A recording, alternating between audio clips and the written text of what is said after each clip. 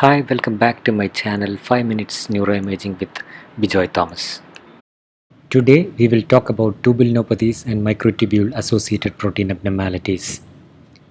If you see these three different brainstems in pediatric patients, the first one shows the pons be almost equal in height compared to the medulla as well as the midbrain, which is not normal. Normally, the pons should be at least 1.5 to 2 times that of the height, that of the medulla as well as midbrain. And coming to the vermis height is relatively okay. Vermis is not hypoplastic because it is extending from the intercollicular level to the orbex level. And the corpus callosum, probably the rostrum is slightly hypoplastic. The isthmus is not completely very well formed, and it's not thinned out. And there is a posterior sharp angulation of the corpus callosum there. Coming to the second case, if you look at the brainstem, it is much thinner, and the differentiation between the pons and the medulla is not very clear. It appears that the medulla is maybe probably slightly elongated and the pontine belly is flat, and the midbrain is also small. Coming to the vermis is definitely hypoplastic because the foliation is not complete and it is not extending from the intercollicular level to the orbex, which is much smaller, so there is definite vermian hypoplasia. Coming to the corpus callosum, again it is slightly thinner and the isthmus is formed, but there is again a posterior slanting sharp angulation of the corpus callosum. And if you look at the supratentorial brain parenchyma, it's also not normal, which we'll see soon on axial images.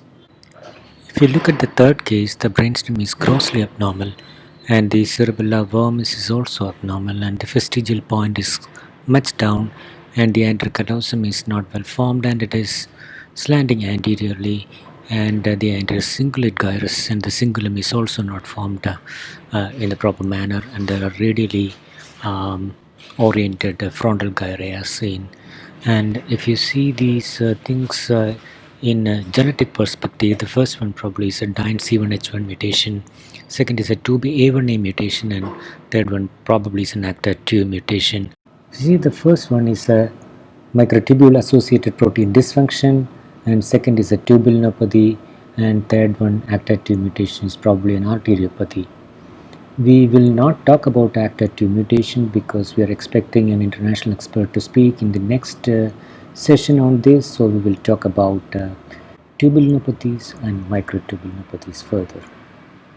If you look at the cytoskeletal architecture of the eukaryotic cells, there are different protein structures which are actually forming the cytoskeleton, like the microtubules, then the intermediate filaments and the actin filaments. The microtubules are the thickest or the largest among them. These microtubules are actually formed by different tubulin proteins like alpha, beta, gamma, and up to zeta, and we are interested in the gamma, alpha, and beta because these microtubules are formed in the gamma tubulin ring structure. The heterodimers of alpha and beta tubulins form these microtubules, and these will act as the cytoskeleton through which axonal transport, axonal pathfinding, and many other functions, including mitosis of these neuronal elements, happen.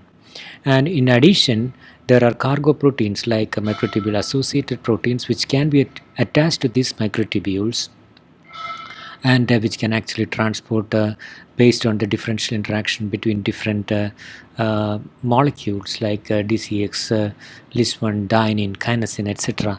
This is beautifully explained in this paper from American Journal of Neuroradiology in 2016, that these microtubules are very important for the the neuronal mitosis, the axonal pathfinding, and the intraaxonal transport of materials.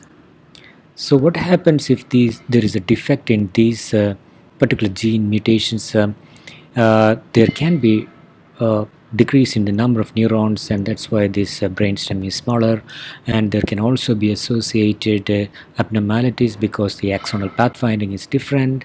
So there may be abnormal supratentorial as well as infratentorial abnormalities which can be associated. For example, this case of tube A1A mutation, you can see extensive cobblestone lyssencephaly like appearance in the frontal lobes and is also extending into the parietal region.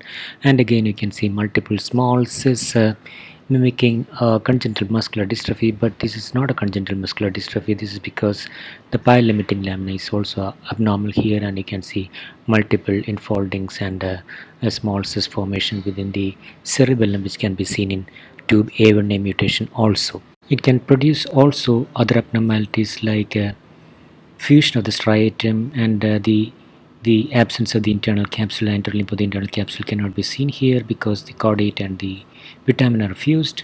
There can be asymmetry of the thalami, the ventricle can be enlarged, white matter can be deficient, and also there can be asymmetry of the brainstem, basically because there is mitosis differences, and also there is an axonal pathfinding abnormalities which are leading on to all these things. In addition, there can be a thickened tectum and abnormal brainstem and a vermin hyperplasia. If you wish to know more about this topic, you can read these two articles, one by Dr. Fabricio Gonçalves in Topics in Magnetic Resonance Imaging, and the other one in the American Journal of Neuroradiology from Professor Barkowitz group. In the next video, we will discuss more about microtubule associated protein abnormalities, and if you like this channel, kindly subscribe. Thank you.